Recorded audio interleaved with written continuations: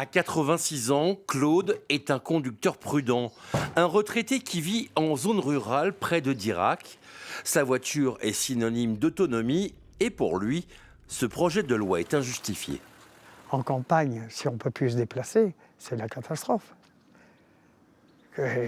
On va être obligé d'aller dans une maison de retraite.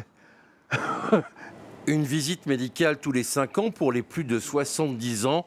D'autres retraités qui, comme Claude, fréquentent l'épicerie-boulangerie de la commune, ne sont pas vraiment convaincus par cette idée. Moi, je connais des gens qui, à 40 ans, feraient mieux de passer une visite tous les 3 mois, ne serait-ce que pour vérifier un certain nombre de désagréments.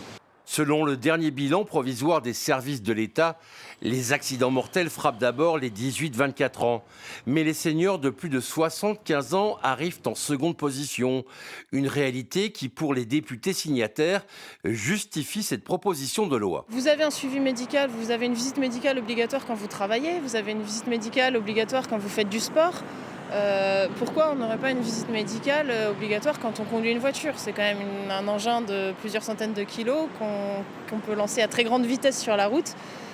Ça me paraît opportun de vérifier si on est apte. La prévention routière constate pour sa part que les personnes âgées sont plus victimes que responsables d'accidents de la route. Il faut vraiment replacer les choses dans leur contexte et se dire qu'effectivement, c'est une question de santé et d'aptitude à la conduite et pas une question d'âge en fait. L'Union européenne a validé le principe d'une réforme du permis de conduire pour qu'il soit valable 15 ans. Chaque État membre pourra réduire cette durée pour les plus de 65 ans.